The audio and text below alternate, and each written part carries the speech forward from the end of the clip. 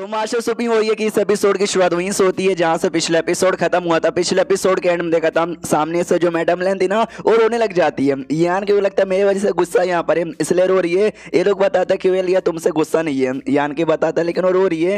ये लोग बताते हैं क्योंकि यार तुम ओपन हेवन के 7वें लेवल पे डायरेक्ट जाने वाले थे लेकिन तुम ना ओपन हेवन के 5वें लेवल पे चले गए। उनको लगता है उनकी वजह से हुआ जिसकी वजह से सैड है और उसी वजह से यहाँ पे रो रही है। जो सुनता है यान के बोलता है यार उनको खुद को ब्लेम करने की जरूरत यहाँ पे नहीं है। ओपन हेवन पे कब किसको कहाँ पे जाना है वो बंदा खुद डिसाइड करेगा। 5वें पे जाना है वो मैंने डिसाइड किया है तो उनको सैड होने की कोई भी जरूरत नहीं है। हाँ तो जो भाई यहाँ पे था खाना बनाने वाला बावर्ची वो कहते सुनो यार लेकिन हाँ तूने हमको बचाने के लिए यहाँ पर आने के लिए तूने ऐसा यहाँ पर किया तो जाहिर सी बात है तूने हमारे लिए किया। इससे ये साबित होता है तू हमारा सबसे अच्छा दोस्त यहाँ पर है। तो भाई जो मैं एक लिस्ट है जिस लिस्ट में मैं अपने सच्चे दोस्त का नाम डालता हूँ जिसमें जो भाई और साथ ही में ये जो था अकाउंटेंट उसका खाली नाम रहता था लेकिन अब से तेरा भी नाम ऐड हो गया। यान के भी कहता सच्चा दोस्त बहुत ही बढ़िया लेकिन मुझे याद है तुम दोनों ने मेरी कुटाई की थी मैडम लैन के भरोसे। तो भाई मेरी भी कुटाई करने की बारी आ चुकी है। वो दोनों दूर चल जाते हैं मैडम लैन के पास और कहते हैं भाई तेरी कोई जरूरत नहीं है तू सच्चा दोस्त। अबे साले तू हरामी दोस्त है। फिर कुछ समय बाद यान के भी उनके पास जाता है। यान के को पहले से भी चोट लगी हुई थी। ये लोग कहते हैं तेरा जो टूटा फूटा मुंह है ना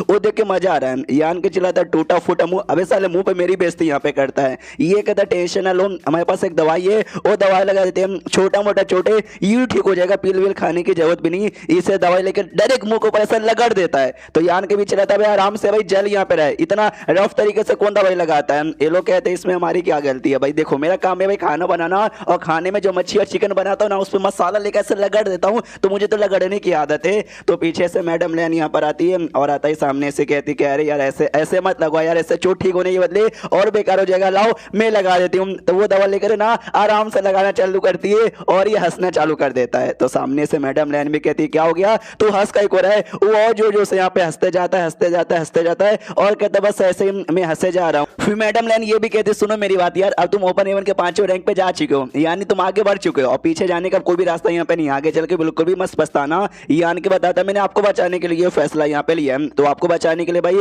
मैं कोई सा भी कदम यहाँ पे उठाऊं मैं कभी भी नहीं बचताऊंगा। तो जाहिर सी बात है मैं अभी भी यहाँ पे नहीं बचताऊंगा। ये कहती है लेकिन चोट ये जो चोट है ना ये चोट तुमको यहाँ पे कैसे लगी। ये बताता है कि भाई वो जो जगह यहाँ पे ना मैचलेस सोसाइटी मैं वहां पे गया था। मैचलेस सोसाइटी नहीं भाई प्रोफाउंड यंग माउंटेन उस साइड में गया था जहाँ पे लड़ाई हो गई थी। तो मैडम लेन समझ थी वहां पे कहते अरे वहां पे जो सेकंड लॉर्ड यहाँ पर है उसने चोट यहाँ पे पहुंचा है क्या उसकी इतनी हिम्मत छोड़ो सारी बात है यार लेकिन तुम अभी अभी लेवल अप की हो तुम्हारा जो पावर यहाँ पे ना पावर स्टेबिलाईज नहीं है। जो सेकुलेशन है ना तुमको सेकुलेशन में जाके अपनी पावर स्टेबिलाईज कर लेनी चाहिए। जो सुनते यान के भी कहते या समझ गया मनी मन सोचते मैं जाऊंगा सेकुलेशन में लेकिन अपनी पावर स्टेबिलाईज करने के लिए नहीं बल्कि ओपन हेवन के 6ठे रैंक पे जाने के लिए। अगर आपको याद होगा इसके पास कमाल का फ्रूट है जिससे बंदे लोग का लेवल अप यहाँ पे होता है ओपन हेवन पे रहते बार में भी लिमिट यहाँ पे बढ़ जाती है। तो जाहिर सी बात है जो फ्रूट है ना ये फ्रूट यहाँ पे यूज करना चाहता था। 1 महीने का टाइम यहाँ पे गुजर जाता है ये लोग इंतजार किए जा रहे हैं। सामने से मैडम लैन भी कंफ्यूज भाई 1 महीना तो हो चुका है अब तक तो उसका चोट भी हिल हो चुका रहेगा और अब तक तो पावर स्टेबिलाईज हो सकता है। अभी तक आया कहीं को नहीं बाहर।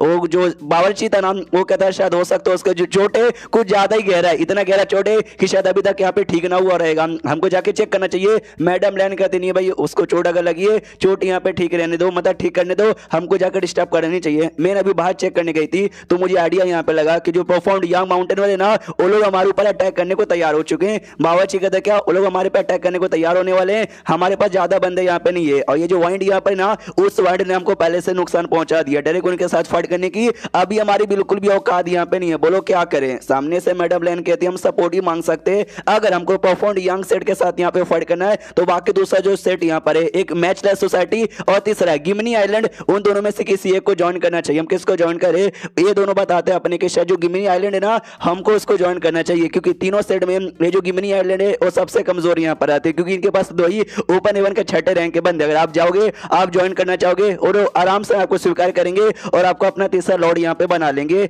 जो सुनते ये भी कहती है ऐसा हो सकता है लेकिन अभी के लिए फिर से वाइंड का हमला आने वाला है तो उस हमले से बचने पे ध्यान देना चाहिए बाकी चीजों पे बाद में ध्यान देंगे। उसको यहाँ पे शीर्ष होता 3 दिन बाद जहाँ पे जो वाइंड है ना वाइंड फिर से यहाँ पे आ चुका था। सामने से बाबा जी का माय गॉड हम लोग अंदर छुपे हुए हैं लेकिन तो ये वाइंड इतना जोरदार है ना कि हमारा स्मॉल यूनिवर्स भी यहाँ पे हिले जा रहा है। उतने में ना एक ट्रिक इनको प्रोटेक्शन मिलती है जिससे भाई अच्छे से सब कुछ स्टेबल हो जाता है। जो वाइंड है ना वाइंड का असर इनको ऊपर नहीं होता। ये भी कंफ्यूज कि भाई ट्री का हमला किसका है। दूसरा जो था बंदा वो बताता शायद हो सकता है ये ना यान के एरिया से यहाँ पे आ रहा है उसका जो वुड एलिमेंट है उसका डिवाइन मैन्युफैक्चरिंग है क्या ये बताती है कि नहीं ये एक टाइप का उसका सीक्रेट टेक्निक यहाँ पे लगता है लेकिन भाई ऐसा कितना पावर उसके वुड एलिमेंट के अंदर जिसने वाइंड को यहाँ पे पे रोक दिया और हमारी प्रोटेक्शन भी कर ली। अब आता है यान के ऊपर जो कि 1 महीने से अपना सर्कुलेशन में था, जहाँ पे उसने फ्रूट है ना, फ्रूट यहाँ पे खा लिया था। मनी मन सोचता है वेल मुझे लगा ही था जो मेरा पेड़ है ना, मतलब वुड एलिमेंट यानी मेरी मोटर टी, वो पक्का वांड से मेरी प्रोटेक्शन करेगा। सच्ची में वांड से प्रोटेक्शन भी कर रहा है। मैंने फ्रूट यहाँ पे अच्छे से ऑब्जर्व कर लिया। धीरे धीरे जो मेरी यूनिवर्स है ना वो एक्सपेंड हो रहा है, बहुत जल्दी अच्छे से एक्सपेंड हो जाएगा। तो आप उन्हें ना